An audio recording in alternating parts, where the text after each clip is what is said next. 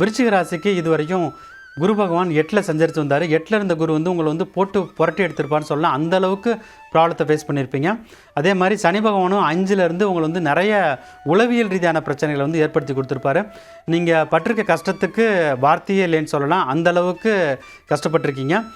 வேலை பார்க்குற இடத்துல அவமானம், வீட்டில் அவமானம், எந்த இடத்துலையும் மரியாதை இல்லைன்னு நினச்சி நொந்து நூலாக போயிருக்கீங்கிறது தான் இப்போ விருச்சிக ராசிக்காரர்களுக்கு ஆன நிலைமை வந்து. ஆனால் இனிமேல் வந்து ஜூன் 2ஆம் தேதியில் குரு பகவான் 9ஆம் வீட்டுக்கு வந்த உடனே இது எல்லாமே வந்து உங்களுக்கு வந்து கம்ப்ளீட்டாக மாறிடுன்றதை உறுதியாக சொல்ல முடியும். குரு பகவான் 9ஆம் வீட்டில் இருக்கும்போது உங்களுடைய ராசியும் பார்ப்பார். அதே மாதிரி ராசிக்கு 5ஆம் வீட்டில் சஞ்சரிக்கிற சனி பகவானையும் பார்ப்பார். அதனால் சனியால் ஏற்பட்ட தோஷங்களும் நிவர்த்தி ஆகிடும். ஸோ குரு சனி 2 கிரகங்களுமே ஒரே நாளில் ஜூன் 2ஆம் தேதியிலேருந்தே உங்களுக்கு வந்து நல்லதை பண்ண ஆரம்பிச்சிடும். அதனால் உங்களுக்கு வந்து பாசிட்டிவ் சேஞ்சஸ் வந்து இமீடியட்டாகவே நீங்கள் பார்த்துருவீங்க. உடனே உங்களுக்கு வந்து தெரிய ஆரம்பிச்சிடும். மனசில் இருந்த தேவையற்ற மன பயம் வந்து விலக ஆரம்பிக்கும்.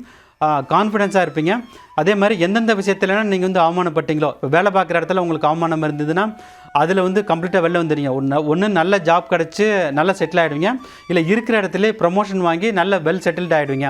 அதனால் உங்களை பார்த்து மற்றவங்க பொறாமப்படுற அளவுக்கு உங்களுடைய வாழ்க்கை தரம் கண்டிப்பாக மேலே உயர ஆரம்பிக்கும்.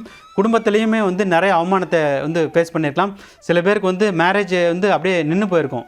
நிச்சயதார்த்தம் ஆகி அப்படியே மேரேஜ் ஆகாமல் நின்று போயிருக்கும். அவங்களுக்கெல்லாம் வந்து அது வந்து ரீகன்சில் ஆகி திருப்பி வந்து மேரேஜ் ஆகிடும்.